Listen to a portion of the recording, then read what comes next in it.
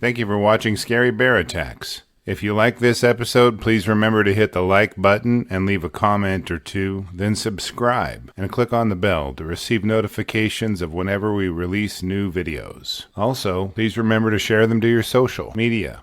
Welcome back to Scary Bear Attacks. Today's episode takes us to a place we've not yet discussed a bear attack.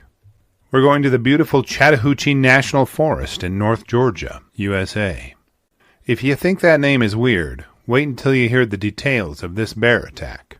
The National Forest here is dotted with established campgrounds, which are surrounded by dense forests of 250 different species, including maple, pine, oak, hickory, and cypress trees. The dense foliage beneath the canopy is composed of an equally broad array of rhododendron, alder, and laurel species.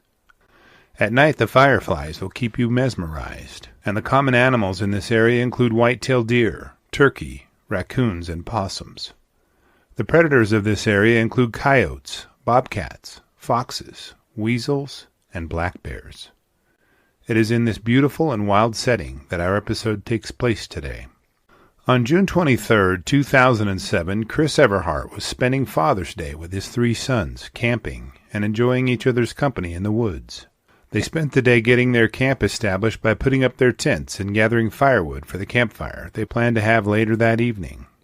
They hiked around the woods, enjoyed the freedom of being in the forest, and exploring anything that caught their eye. Chris was a Marine in his past life and had applied the lessons he learned there in his current life, as well as teaching his sons the same lessons. They'd just finished up dinner and were cleaning up the area when a loud crash echoed across the campground. As they started to look at what the source of the crash was, a huge black bear emerged from the nearby brush. Chris wasn't sure what to do and didn't put it together at first.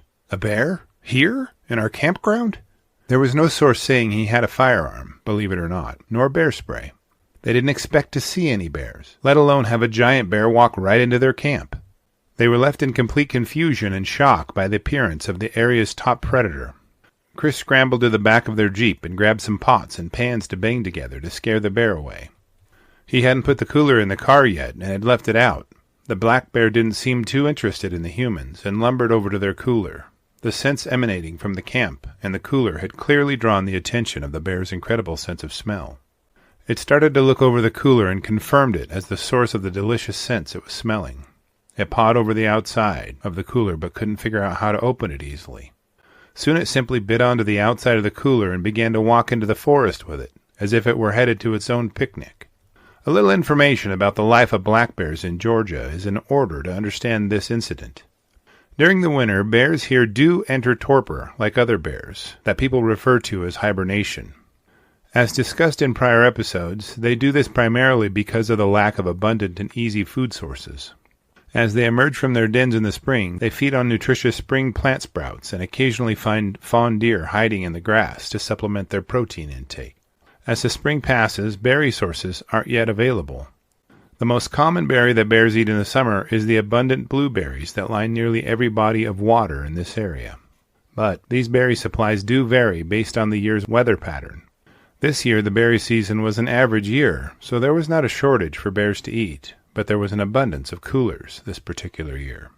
6-year-old Logan had had all he could stand of the bear's invasive picnic party fowls. He grabbed the camp shovel and took a few steps toward the bear, sending the garden tool aloft like a spinning medieval weapon. When the shovel clattered to the ground, every idea of Yogi Bear and his hapless food thievery disappeared, as the enraged bear dropped the cooler and turned to pursue Logan. Older brother Kyle immediately began assailing the bear by throwing 5 rocks at it as it chased Logan. As soon as Chris saw the bear's gaze locked onto Logan as he ran for safety, he felt a rage well up deep inside of him.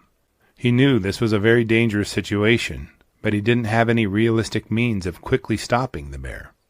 He glanced around to locate an improvised weapon and managed to find a piece of firewood gathered earlier.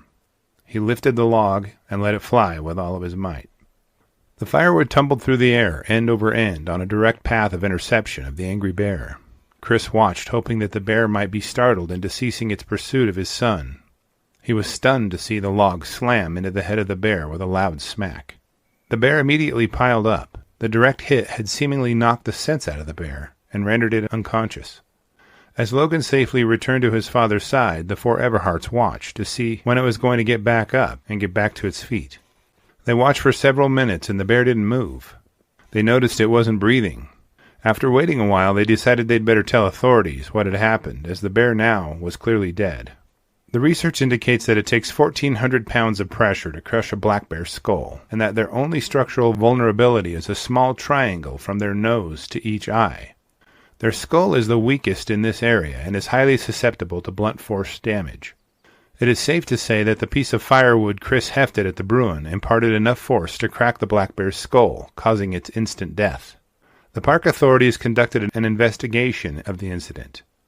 They determined the bear was a healthy 300-pound black bear, but did not comment on its condition nor its sex.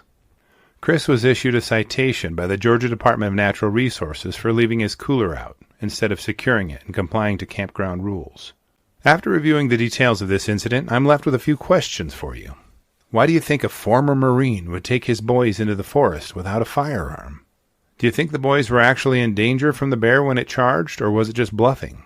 Are you surprised that a large black bear can be killed with such a primitive weapon? Do you think that black bears in Georgia have southern drawls when they growl? I don't want to find out. I'll be glad to read and answer your comments, so post them in the comments section below, and let's talk about it. Thank you for watching Scary Bear Attacks. If you've enjoyed this episode, please consider clicking on the like button and clicking on the bell icon. We'll help you know when we post our new episodes. Posting our video links to your social media profiles furthers awareness, and it's fun. We slashed our prices in our merch store, linked below, so check out the bargains there while you shop. As a member of our human community, remember to adventure bravely and be careful out there, especially in bear country.